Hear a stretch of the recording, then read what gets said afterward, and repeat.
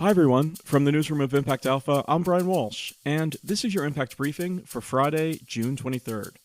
On today's show, Impact Alpha's David Bank reports from Austria, where he's at the Connecting Capital to Communities gathering at the Salzburg Global Seminar. Later, we'll hear his conversation with Michaela Kauer, an official with the city of Vienna, to talk about that city's model of social, affordable housing. Housing is not only a home with the four walls and roof. Housing is the center of your life. But first, let's go over the headlines. Here's what you need to know from this week in impact investing. A new global pact for development finance was on the table at a summit in Paris this week. Barbados Prime Minister Mia Mottley and others are pressing the World Bank and other development finance institutions to play a more catalytic role in attracting private investment for climate resilience in low-income countries. Also on the agenda are a levy on maritime shipping that could generate as much as $60 billion a year and a so-called climate resilience clause to allow countries to pause their debt payments in the event of natural disasters, such as a hurricane or a flood. Keisha Cash's Impact America Fund raised $112 million for its third fund. Impact America plans to invest in 30 early-stage companies with tech solutions that can uplift Black and brown workers, families, and small businesses. Agent of Impact Heather Fleming has opened Change Lab's Entrepreneurship Hub in Navajo Nation.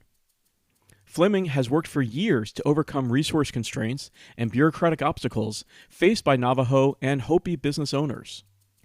A federal law requires the Department of Interior to purchase supplies and services from qualified tribal vendors, but few indigenous-owned businesses are able to compete for such contracts. And an update to last week's conversation with Valerie Red Horse Mole of Known Holdings. The asset management firm has absorbed Black Gravity, a Black-led research and advisory group which will establish an innovation lab under the Known umbrella. And now it's time for this week's conversation. David sat down with the city of Vienna, Austria's Michaela Kauer at this week's Connecting Capital to Communities gathering, which focused on solutions in food, housing, and water. Let's jump right into their conversation. So you are the city of Vienna's representative in Brussels. That's right. And we are sitting here in Salzburg, near to Vienna, near enough to Vienna. Mm. And everybody's talking about Vienna's solution to a problem that is bedeviling, I would say, cities, at least in the United States, the housing shortage and the affordability of housing. And Vienna has a social innovation that is something like 100 years old, I think dates to 1919. So maybe you could just give us the brief overview of the social housing solution that Vienna has developed over all that time. Yep. So more than 100 years back in time, there was a huge housing problem in Vienna. A lot of people were sick, living in unhealthy housing. Tuberculosis was called the Viennese disease. And in 1919, the Social Democrats came into power and decided that this couldn't go on that way. And they decided also to set up a municipal housing scheme. And that housing scheme was, in fact, based on a few elements which are prevailing until today. One is, how can we finance that? Affordable housing for the masses of people in need. How can we manage that? Municipal housing and cooperative housing at the core, at the heart of the whole system. How can we control rents? How can we protect tenants? How can we give them security? And how do we embed that in a vision of a sustainable city? That's a beautiful vision, and one of the more interesting things is that it's lasted for so long. And just let's cut to the end, and then we'll come back. The effect now is that Vienna is considered one of the most affordable cities for housing, I think, in the world. And I think people come around from other cities and try to figure out what you're doing right. So tell us just, for example, just to take one indicator, what percentage of people's income they generally pay for housing? In general, they would pay like between 8 and 12% of their income for housing in municipal and cooperative housing. And you have to also know that Vienna is a city of 2 million, and a quarter of these live in municipal housing, and they pay a cost-based rent. It's not a subsidized rent. So the rent they pay allows us to build and manage and refurbish the building and maintain the building. Even then, they still have only to pay like around 12% of their income. And just to sort of level set for anybody who doesn't know this, although I think it's fairly known, is that around 30%, at least in the US, is considered about what folks should pay for housing. Many people pay much more than that, and you're saying 8 to 12%. Yeah. And you're also saying that this is not subsidized, that you're able to cover the cost of housing at that rate. Yes. So tell us a little bit about how that works. You say there's different categories. Just break it down for us. For instance, we have a variety also of housing solutions in Vienna. Obviously, we have the municipal housing stock, which is 220,000 flats for 500,000 people. We have a cooperative housing stock with 200,000 flats for 400,000 people. And we have also a private rental and sector, which is protected by a strong tenancy law. So rents are regulated. The normal option for a contract is in unlimited contracts, and there is a strong protection of tenants. So the whole system is based on a human rights based approach, I would say. And for the financing, we collect a tax in Austria, which is the housing tax, which every employee and every employer pays a little bit of his income or what he has to pay, and that is going directly to the 9 provinces of Austria, and Vienna is a city and a province, and that feeds into our housing budget, which is €500 million a year. And so one of the criticisms of rent control and other measures in the States, at least, is that you would choke off the supply of new housing because you would remove the incentives for developers to build housing. So is there a shortage of housing in Vienna, or is there enough for everybody to have one of these choice flats? You have, of course, as we are a growing city, we need to build new houses. And we have a new provision in our zoning law, which says that 2/3 of any new urban development have to be subsidized municipal cooperative housing. And 1/3 can be done by investors or private developers. But in the end, we saw that this huge quantity of affordable housing we have also has a price dampening effect. Now, I know that investors would not like to listen to this now, but for the people, and they are at the heart of our policy, it's very important to be in a stable market, because creating security of tenure, protecting the people, making people feel well, allows also them to have a better performance in the labor market, start their own business, educate their children well, and do a lot of things that are also good for the economy. So for us, protection of tenants and rent regulations are, in a way, the part of our long-term vision that our city must stay productive. So people have more income to spend on other things that builds a vibrant cafe life and other things, or the music and culture, or and you also mentioned that there's amenities in many of these developments. There's childcare or healthcare or obviously retail. So there's a kind of a whole social fabric that gets built around the housing solution as well. Yeah, we always think that housing is not only a home with 4 walls and a roof. Housing is the center of your life. And to be able to have a nice life, you have to have access to all kinds of services, and you have to have sports facilities and playgrounds. One of the most lovely things that every Viennese kid will have and person will have these memories. There are these little swimming pools in the gardens, in the parks, where only children are allowed in summer for free, and they can swim and have a nice, refreshment. So it's very cozy in a way to be in Vienna. You said also earlier that there was every Viennese kid has the memory of the woman scolding them for being too loud in the garden, I imagine. Yeah. Okay, so just in terms of financing, you said the city, there's a tax, the city will build housing, so this is public housing. I think public housing, again, in the States sometimes gets a bad reputation as run down or not maintained. Are these well maintained apartments? All the apartments are well maintained. The biggest problem with speculative developments we had in the private sector for a long time. And in the private sector, we saw a lot of speculation. And we set up a program many years ago, which we called Gentle Urban Renewal. So that was addressing, of course, also the public and cooperative sector, but also the private sector, and helping them to make their house, their apartments, their houses better. But there was a condition with the money of the city that they must secure that the people stay in the house. When they redevelop the property? When they refurbish the building, when they put on, new windows, when they insulate the facades, when they add an elevator, which all these kind of things, you cannot pass on renovation costs to the tenants only. There is always a procedure whereby, under a legal audit, also monitoring, this is done in a cooperative way. Okay, so you mentioned cooperative again, and so I understand the municipal rental market, but cooperatives are owned by the residents, or no? Cooperatives are owned basically they come from history. A lot of them have been connected to labor unions. Labor unions typically would have set up housing cooperatives for their members.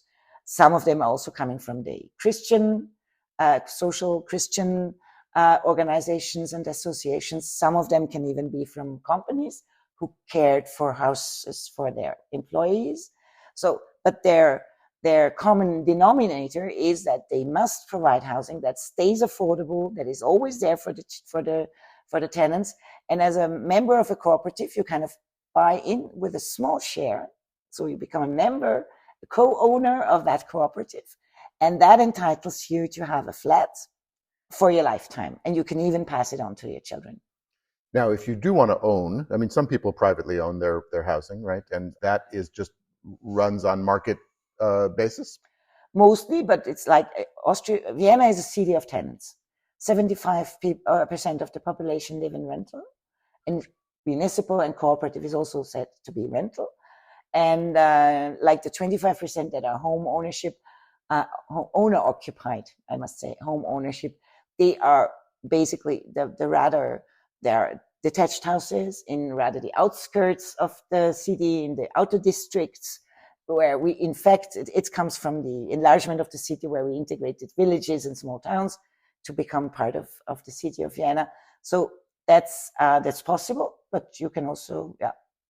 So you said earlier that this was a sort of a response to a market that didn't work. And so there is a little bit of a European or social ideology here, but it's persisted, I think, through the twists and turns of Austrian and Viennese politics, regardless of parties? Yeah, I mean, you must know that Vienna has been ruled by the Social Democratic Party since the city was having the right to have its own government, so in 1919. And the only interruption was the time of fascism, World War II. But as in all the times, we have been building new houses. We have been building around 40,000 between the two world wars. So that was the start of this huge municipal housing stock. And we also had to build a lot after World War II because there was a lot of destruction. And of course, we are continuing to build. We have even continued to build in a way in a counter-cyclical investment when we had the global financial crash. During COVID, we continued to build. So we really, at the moment, I think we have 15,000 new flats under construction. Not all of them cooperative or municipal, but most of them. And I imagine that anybody who tried to mess with this system would face some opposition from people who have gotten used to having affordable housing. So yeah, there's popular support for. Yeah, I think that the beauty of the model is that, in fact, you do not have to be ashamed in Vienna. You're not stigmatized if you live in municipal or cooperative housing. In many other cities and places I've seen across Europe and the world, it stigmatizes people. And that's not good. In Vienna, we aim at a social mix all over the city. So all these municipal and cooperative housing are distributed all over the city territory. There is not such a thing like a no-go area or a ghetto or a difficult place. And we are very proud of that. And people who live in municipal housing are especially proud. There are TV series who play in municipal housing, very funny ones. There is a core of municipal housing tenants. There are theaters in municipal housing. There are musicians. During COVID, there were orchestras who were formed spontaneously with the musicians living in municipal housing. So in a way, we are very proud of that tradition. I think the New York Times article that got everybody's attention a few weeks ago called Vienna the renter's paradise. And I imagine you have visitors coming to see how they could maybe replicate that. Is it possible to replicate that, or does it need this long history and this social cohesion, for decades, or can it be implemented in other places? I've learned to be very humble about that, because I know that Vienna is a role model. But at the same time, it can be a little bit overwhelming to see this quantity, the sheer quantity with the price dampening effects. But what I would like to recommend, if you want to take this over, is really who has control of land? How can you create financing systems that are revolving, where you keep the money in the system, where you say that any kind of profit that, for instance, a cooperative makes has to be reinvested for new housing, for renovation of existing housing. Never leave the system. Be bold when it comes to tenant protection. So these elements, you can reach it by different means and different instruments, but really keep control of your land. Never sell your municipal housing stock. Never allow to sell cooperative housing. Keep this going and running and even enhancing, and protect your tenants and make them also participants, because I think that as people pay a cost-based rent, there is an economic argument to participation and democracy.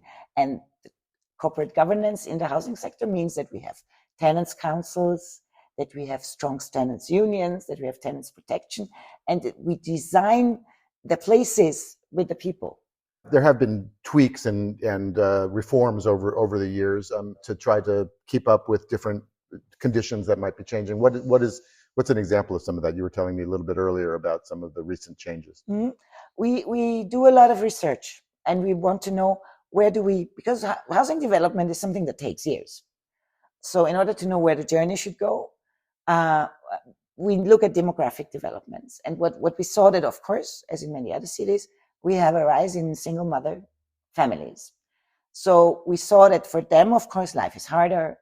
It's not so easy. So we set up a municipal housing complex now, which has just been opened a few months ago, that is dedicated to single mothers with special amenities that help them organize themselves, that help them, do the normal stuff that they have to do, but it's hard enough to do it alone. So really it's dedicated to them. Another innovation we have is the so-called smart flats. There we have started to think about architecture. For instance, you come into the system and you're a young person and you're still, not yet ready for a family, but one day you will be. So maybe there is an option to combine two flats into a bigger one. Or another option is that families, of course, the children grow, they go for studying, they come back, they move out, and then in the end, the parents might not need such a big flat. So they also can change the flat and make two out of them. So we are trying to keep the system in itself also very flexible. And then the last thing, the cities in the US, and particularly in California where I live, have a huge problem of homelessness now, and people living on the streets in tents and in cars. Are there homeless people in Vienna? Yes, there are. It's a very sad phenomenon that we also have seen. And I think that one of the biggest problems is, for instance, the hidden homeless women who, because sometimes they have children, so they stay with partners who are abusive and violent, rather than moving out or sleeping on the streets because they have the children. But also we have homeless people coming from other places in Austria, from Hungary sometimes, but we have a lot of services for them as well. So we try to really apply the housing first principle, trying to integrate people fast into a first housing flat solution. But we also have homeless people with a lot of problems, so we have also services to take care of them. Okay, Michaela Kauer, a systemic solution to a big problem and a financial innovation that's 100 years old. Thank you for joining us today. Thank you. And that's going to do it for this week's Impact Briefing. Thank you, David and Michaela, for that great conversation. Our series of interviews from the Salzburg Global Seminar was made possible by the Robert Wood Johnson Foundation. You can read more about all of these stories at impactalpha.com. Thanks again to David, Michaela, and our producer extraordinaire, Isaac Silk. Are you ready to try Impact Alpha? You can sign up for Impact Alpha Open, completely free, directly at impactalpha.com. If you want to go deeper, you can grab a subscription and get full access to Impact Alpha, which includes the award-winning morning brief and our very popular Agents of Impact calls. Just go to impactalpha.com/subscribe and choose an annual subscription. I'm Brian Walsh. Be sure to check back for next week's briefing, and until next time, take good care.